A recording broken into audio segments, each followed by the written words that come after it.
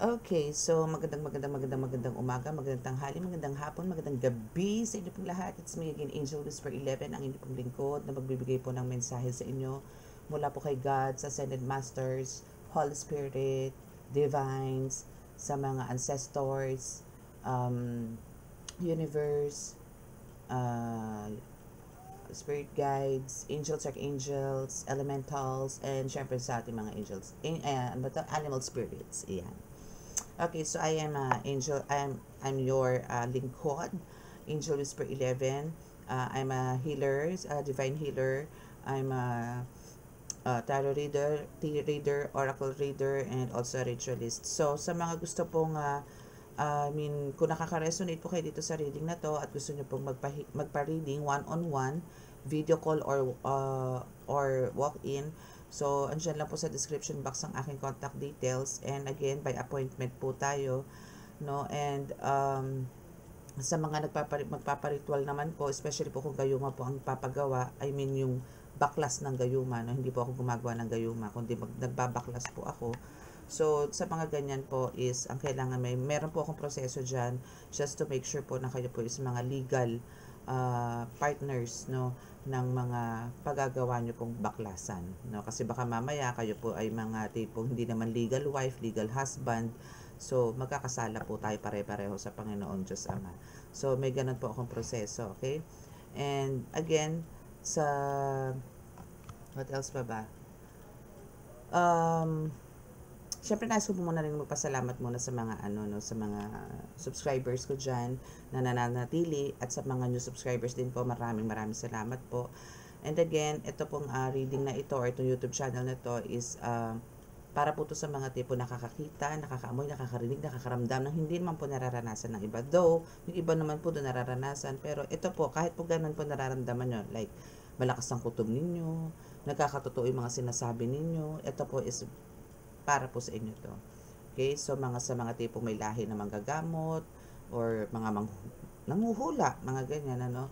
Basta po may mga alam sa mga spiritual, so ito po is para sa inyo to. And dito nyo rin po malalaman kung ano po yung mga simptomas, no, kung ano po yung mga dapat nyo malaman patungkol po sa mga spiritual attack, kung ano po yung mga nararamdaman. Yun, so ngayon po, ang kukunin po nating energy ngayon, reading, message, no, is from your ancestors. So, malaman po natin kung ano po yung nais nilang iparating sa inyo ngayong oras na ito. Okay? So, gagamit po tayo ng mga ganitong cards. So, not so sure kung kukunin ko po lahat yan. Depende po sa inyong ancestors. Okay? So, sa mga makaka-resonate po at di po nakaka-subscribe, lalong-lalo po sa mga baguhan, please click the subscribe button, paki-like and share, and click the notification bell para po update kayo lagi sa ating reading. Okay?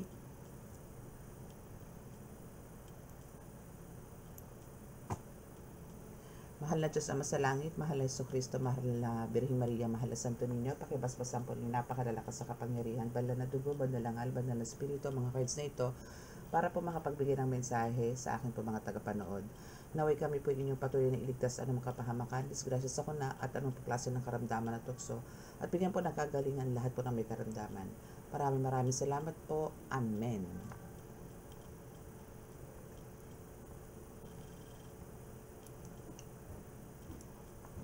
Okay, so let's see kung ano ba ang first message sa inyo, no, ng inyong ancestors. Ano ba ang dapat nyo malaman ngayon? Nakaganapan or magaganap. Kaganapan na lang po sa inyong buhay at kung paano ba natin ito susolusyonan. First card, for some of you is nag-astral. There's an astral experiences na nangyayari sa inyo ngayon. Or maybe for some of you, maybe kung hindi ikaw, or maybe meron pong parang maybe one of your relatives na parang there's a death, near death, no, na nangyayari. Near death experiences. My goodness. Okay, hindi maganda. Okay, so andito yung yes, meron po kayo dito nakakapag-astral kayo. Or maybe for some of you, pinapakita there's a lot of clouds. Though, kahit po kayo nakakapag-astral dito, I'll make sure, and I'm sure, no, I'll assure you, kumbaga, na kayo po is well protected po dito ng divine, even ng mga ancestors po ninyo, even ng mga angels po ninyo. So, they are all there sa sa paglalakbay ninyo. Kasama nyo po sila dito, no? So, hindi ka naglalakbay mag-isa. Okay? Lagi sila nakabuntot sa inyo for your security and for your protection as well. Okay? So, ito is, kumbaga, since childhood, no? And since, ewan ko kung since birth, no? Possible na ganun, since birth or childhood days, until now, no, is nangyayari po sa inyo yan. Parang, noon pa man na nagagawa nyo na to siguro nag-stop lang, no? Kasi until this time, no, or these days, is talaga na-experience nyo po yung astral experiences nyo, nag-astral travel po talaga kayo. Okay? Okay, so what else? And, ay, naku so there's there's a group there's a cult, there's a tribe, or there's a community, no, na talagang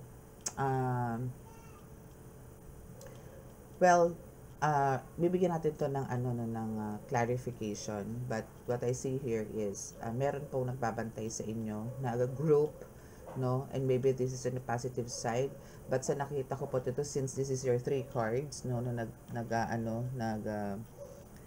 nagwawagayway. So, hoping na this is on a positive side.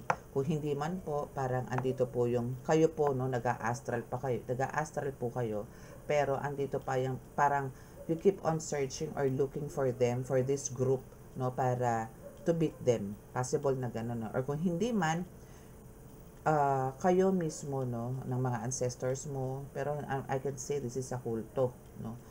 Maybe there's parang tribo, mga tipo, or a group, no, na kasali sila sa mga paglalakbay mo. Possible na ganun. Well, let's see kung ano pa yung sasabihin ng mga baraha or ng mga ancestors mo about this. So, what about the astral experiences na nangyayari? Oh, diba? There's a magic.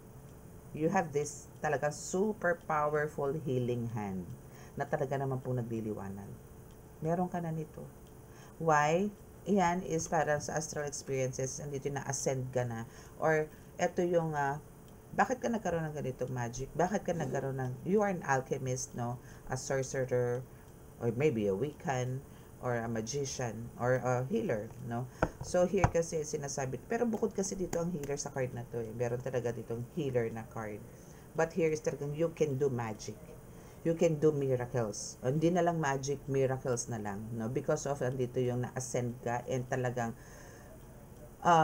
para sa ikakaintindi po ng lahat, ikaw is talagang nakaakyat na sa Kingdom of God. Lately, yan yung nakikita kong reading, no, na talagang for some of us talagang na-visit na ang Kingdom of God through astral travel.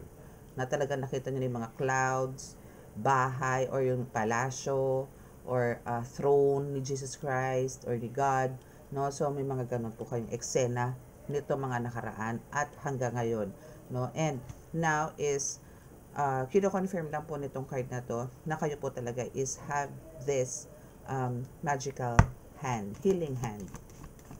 Na parang alam mo yun, sa pamamagitan din ng kamay mo, malalaman mo kung spiritual or physical ang karamdaman nitong mga pasyente mo or hinahawakan mo. Okay, so what else about dito sa current lifetime? Or kung ano yung mga nagaganap talaga sa'yo. Okay, so for some of you dito is maybe meron kayo parang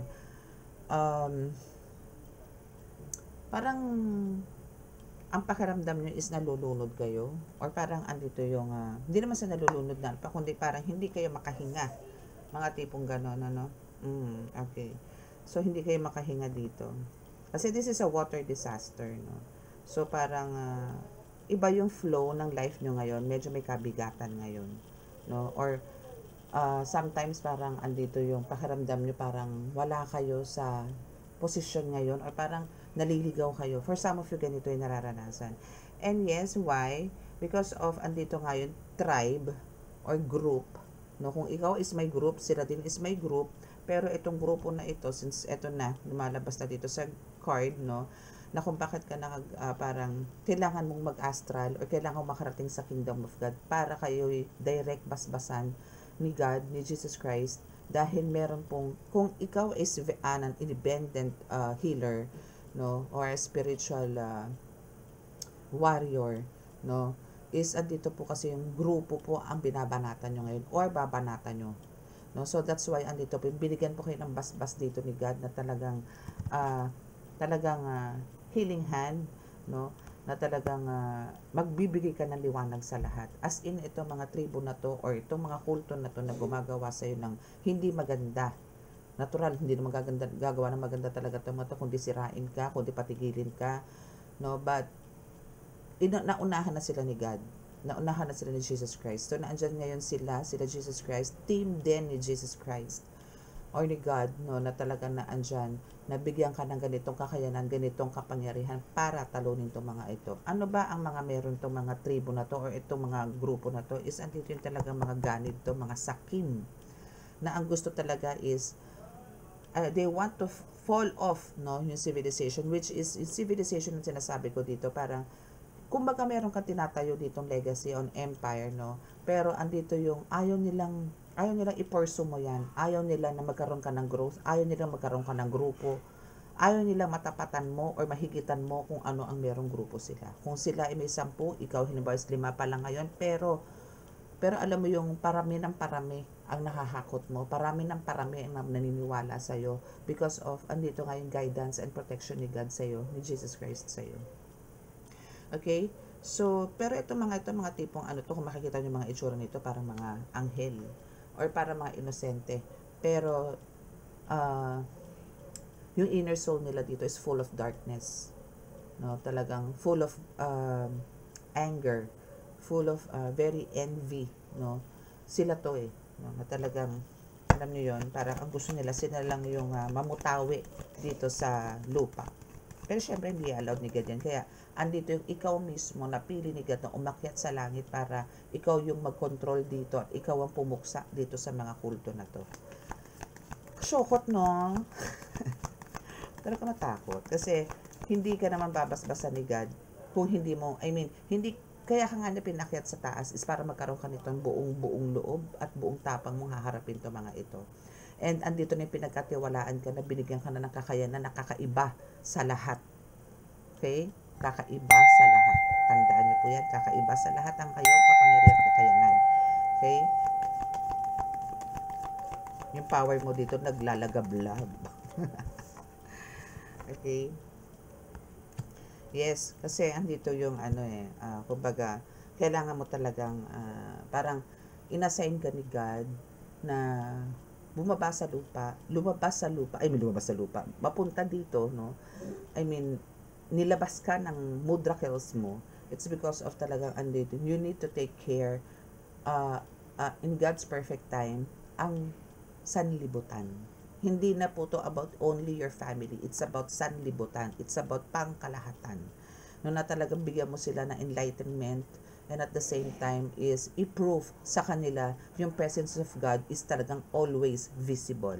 Always there.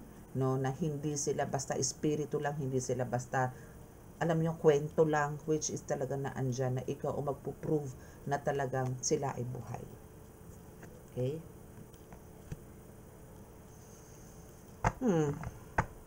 Akala nila talaga easy target ka, dahil churi-churi.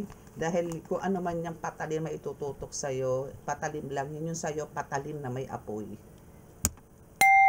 Okay? So, yan yung mga tipong naglalaab pa lang ng iyong sandata sa spiritual, napapasok na sila. Paano pa pagka itinusok mo? No? Yes. Kung kanina is fall of civilization and now we have the rise of civilization. Okay. So, ito kasi is ayaw niya itong mangyari talaga sa'yo, no? Na talagang, yung bang ikaw mismo is gumagawa, di ba, ng empire, no? Or andito yung nagbumubuo ka ng legacy.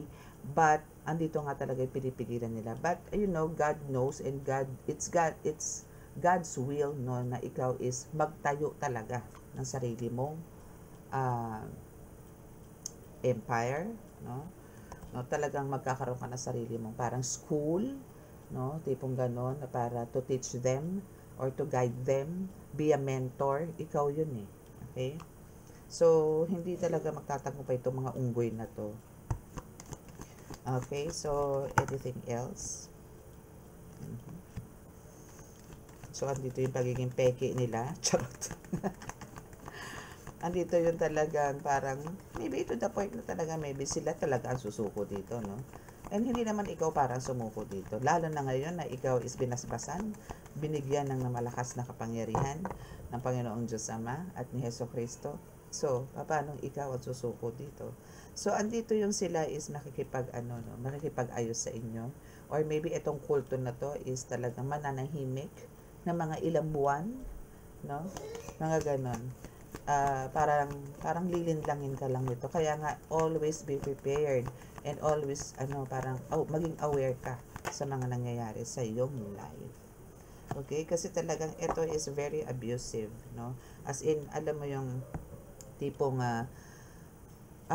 lahat gagawin, no? Para lang ikaw is magkaroon ng distraction, no? As in talagang parang mababothered ka sa lahat na nangyayari sa iyo.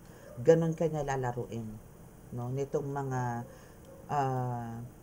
kampon, no, ng mga demonic forces na to, no? So andito naman yung talagang always naman to the rescue to mga guides mo, not only God, no, not only Jesus Christ, but also there's also parang andyan din yung mga angels mo, ancestors mo, no? So hindi rin para, alam mo yun, bahala sila sa life nila. Kung gusto nila matusta, go lang, ganon, no? Ayun lang naman ang life. See? You have the judgment, no? So, kung titirahin nila yung paggawa mo ng legacy na yan, kung titirahin nila or parang, i-stop nila yan here, bottom of the deck, at top of the deck, there's a healer. You are a healer.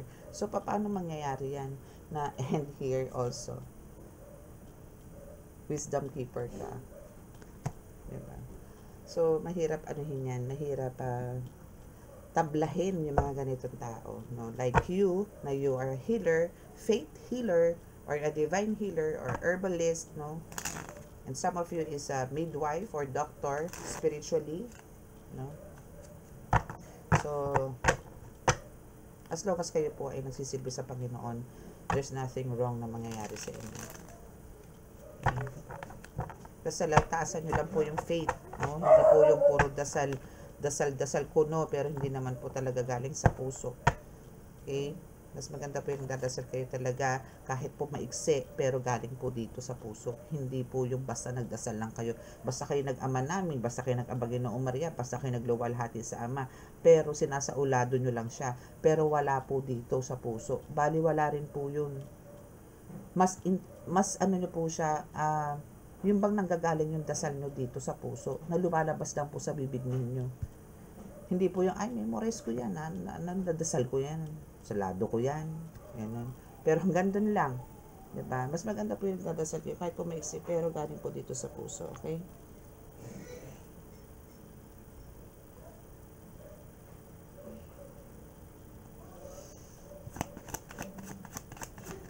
Okay, so what else? Wow! O, see? You are talagang, diba, sabi ko nga sa inyo, ito yung card na bumaba, healer. So, this is a confirmation that you are a spiritual healer. No? Spiritual healer, and ito nga, you can do miracles. You have this healing hand. O, confirmation na yan, mga bebs, mga ka-angels. Diba? And andito talaga yung nagbibigay ka na enlightenment. Sa karamihan. Padukot. Yan. Diba?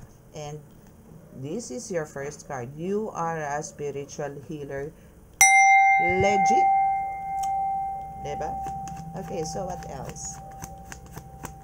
Let us see. What else? Okay, so give some space and time. Okay, so parang kailangan mo din syempre ng, parang for now, kailangan mo ng konting pahinga, rest.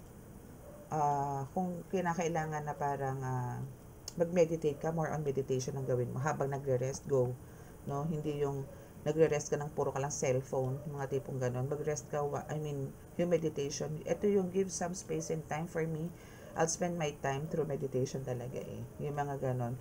But at times, syempre, andun po yung nagsa-cellphone din ako. And we have the Pisces energy na pupunta sa hell.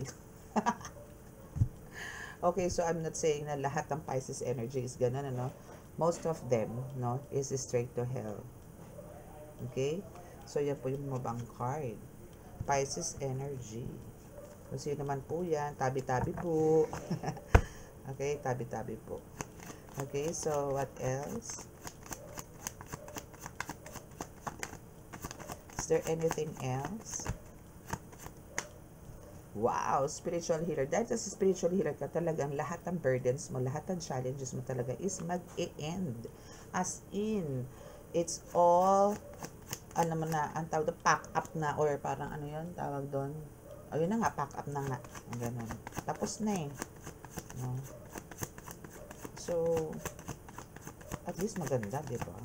And may kaparusahan. Kumbaga yung judgment dito sa gumagawa sa inyo, especially for the Pisces energy. Okay, so ito po is hindi resonate, makaka-resonate po ang lahat ha. And wala pong kukontra. Sinabi ko po is some, no? Some or most of the Pisces energy. Pero hindi ko naman sinabing lahat ng Pisces energy. I mean, Pisces, no? Kasi talagang more on spiritual po talaga ang Pisces.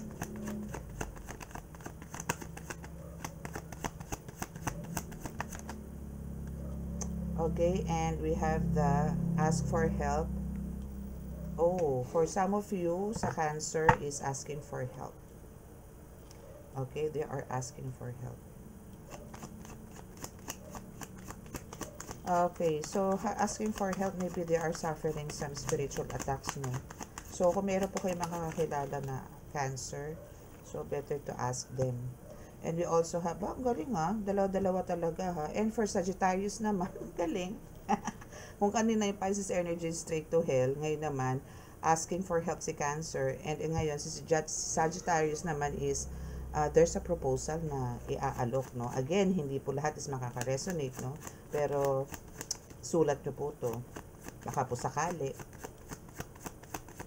Especially po dito sa proposal. Okay. So, now is, there's a separation na bumaba, no? Maybe this is, oh, okay. So, may dalawang bumaba din. Okay, so dito sa separation na to is, it says na, kumbaga, parang, ang separation is, andito yung, magkakaroon talaga kayo ng distance na totally nitong gumagawa sa inyo ng mga spell works na to. Kasi you are spiritual healer, no? And, alam mo sa sarili mo na kung ano na yung kakayanan mo ngayon, and for sure, ikaw na rin ang gagawa ng pamamaraan para makat or talagang mawalan na kayo ng communication nito at all, as in talagang cut the cords kayo nito. And we have the black magic ritual, no? So, it says here na kumbaga, since dalawa po siya bumaba, ito. It's a black magic ritual and I'm not into material things. No? So, parang andito yan, keep on, keep on parang denying or meron siyang parang pagtanggi, no, na hindi ko to ginawang ritual na to dahil gusto yung meron siya. Yung mga ganun. Kasi bakit ka ba nire-ritualan? No? Bakit ka nire-ritual? It's because ang dami niyang nakikita sa in the near future or maybe nitong time na to na gusto niyang makuha. Na yung energy mo, parang, halimbawa kung meron kang, meron na siyang, alam ko meron na siyang nararamdaman na energy mo, like, may parating ka mga abundance, no? Hindi lang spiritual, kundi pati material. So, ito is pinaplano niya, ginawan ka na niya kagad ng ritual. But, andito yung siya pa-victim, no, na hindi ko yan gagawin kasi hindi naman ako mamaterial na bagay, o hindi naman ako sakim, mga tipong gano'n. But, andito po siya sa aisle na to, which is, this is for, actually this message is for Pisces and Sagittarius actually kung aanhin ko yung card. So, and hindi lang naman sila, no? Hindi naman ako nag-specify dito talaga ng mga zodiacs, no? So, ito is, kung sino po yung makaka-resonate. At kung hindi po kayo nakaka-resonate, please just listen na lang po and take it as your parang a lesson na lang po, no? So, yun, meron nga doon black magic ritual, pero hindi naman, siya, ang galing magtago, pero, Sa Diyos po kasi wala po tayong may tatago. Lahat po yan sa sambulat. Okay? Okay. So, it happens 3 years ago for some of you, no? You also have the Aquarius energy na nagseselos and also the Leo.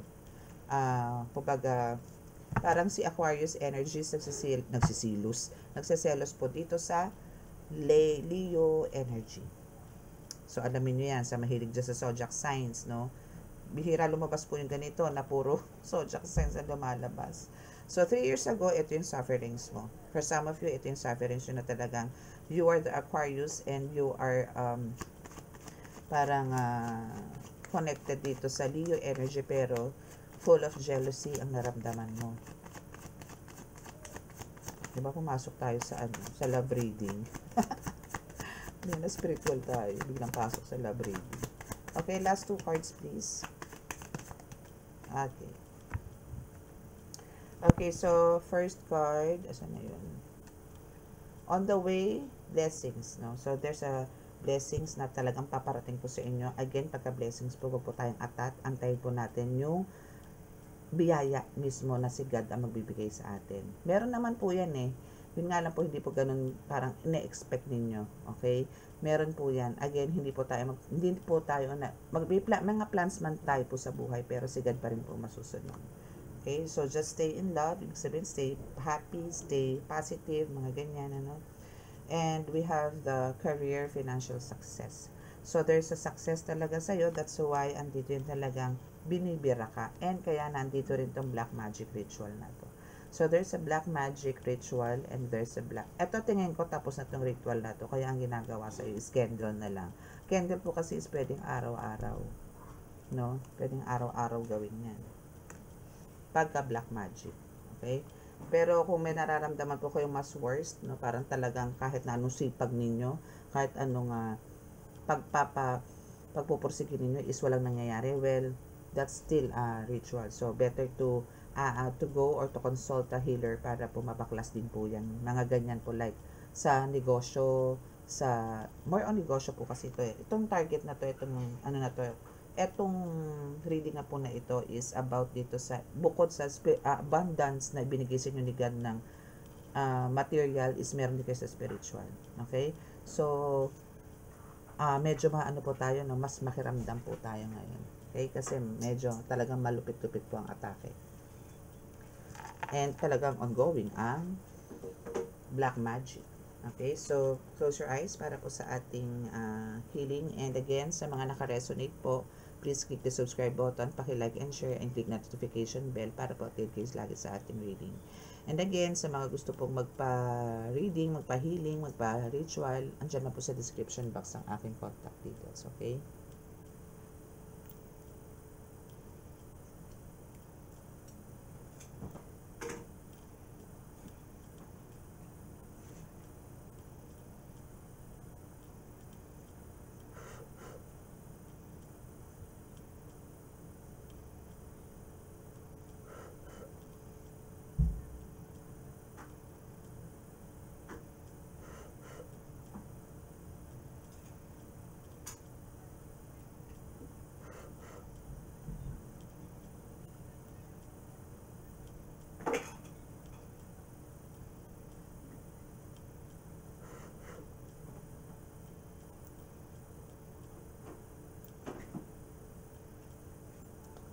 Okay, so maraming salamat po. God bless us all and love, peace, and hope. And, yun. Okay, so okay, bye.